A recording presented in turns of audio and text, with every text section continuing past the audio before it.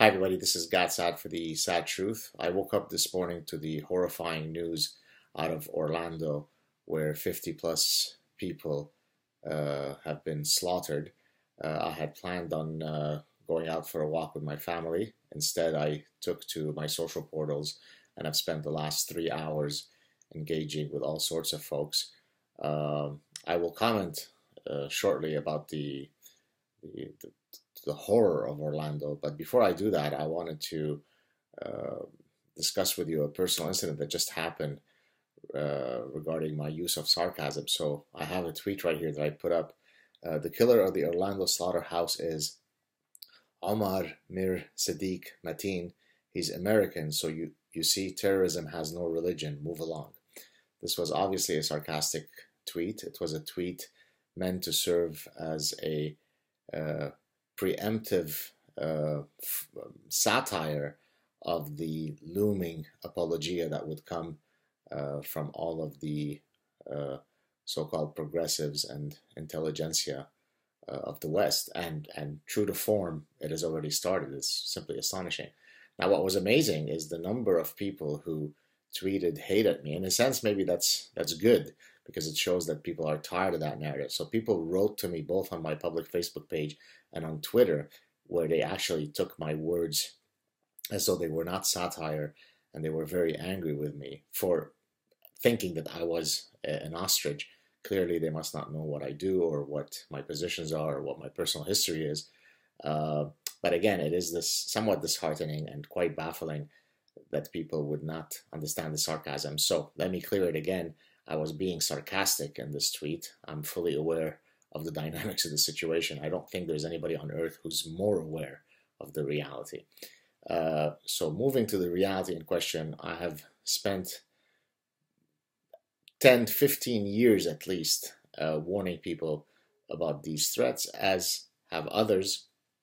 And what one wonders is, what is it going to take for people to wake up, stand in unison against these forces that are every day, slowly but surely, eradicating our free, our secular, our liberal societies? What is it exactly going to take? Certainly 9/11 didn't galvanize anybody. If anything, it made most people head more towards being ostriches, right? Because they wanted to exhibit more virtue signaling, exhibit more the fact that they were not in any way bigoted and racist. Now, again, let me mention this. The mechanisms that are driving this global genocidal mayhem originate in ideas. People are perfectly free, if they have functioning, sane brains, to criticize those ideas, to reject those ideas, to reject people who hold those ideas. This is not bigotry. This is not racism, right? Racism is saying that somebody who's got a different skin pigmentation from you is doesn't have the same worth as you. It's illogical, it's ugly, it's grotesque, it's racist. On the other hand, if you say, look, here are 4 sentences that stem from your religious ideology that I find grotesque, that I find that doesn't belong in my society. There's nothing racist about that. I mean, how many times can we say this? Now, here's another thing that I noticed. I went on my personal Facebook page and saw that all of my progressive friends, all of my quote liberal friends, all of my academic friends were not up at arms at what just happened. Sure, they were all very upset and angry at the Chick-fil-A, or however you pronounce it, because some executive had taken a position against same-sex marriage. Now, I don't care about same-sex marriage. I'm perfectly happy with it. And so I certainly stand against what that particular executive had said. But my point here is that people were disgusted by him. They were setting up boycotts of him. They were demonstrating how progressive they were and how non-homophobic they were by virtue of taking a public position against what that executive had said.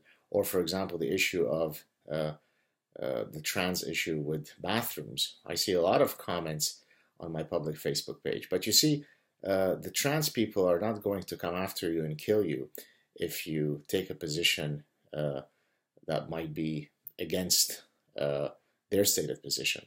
Or if you go after the executive from that company in question, the Chick-fil-A or whatever it's called, nobody is going to come after you. But to go after the ideology that seems to be the root cause of what happened in Orlando. Now, let's not pass judgment. It could be something else. It could be that he was upset about the housing collapse in 2008. It could be due to Zionism. It could be due to climate change. It could be due to Islamophobia. It could be due to U.S. military-industrial complex. It could be due for 50 plus reasons that I've listed in a previous SAAD Truth clip. It could be lack of art appreciation, as somebody recently stated to explain the terrorism problems in Belgium. So where are all my progressive friends? How come they're not up at arms, angry at what just happened? 50 plus innocent people were just slaughtered, but can't muster any outrage or anger or honest discussion about what are the dynamics that is causing this. Rather, let's show our true progressive colors by not, jumping to any conclusions, by not, maybe it must be the Second Amendment issue. We need to get rid of guns. That's really the problem. I mean, it behooves one to try to understand or imagine what is it going to take for people to simply be honest about the realities that every single person is seeing but is afraid to utter in public. Ignoring reality doesn't mean that reality is not going to come at one point and bite your behind. So you can be all the ostrich you want to be. That doesn't mean that reality doesn't catch up to you. So either you participate in fighting for our free, liberal, secular societies, or frankly, ultimately, in maybe some small form, you are part of the problem.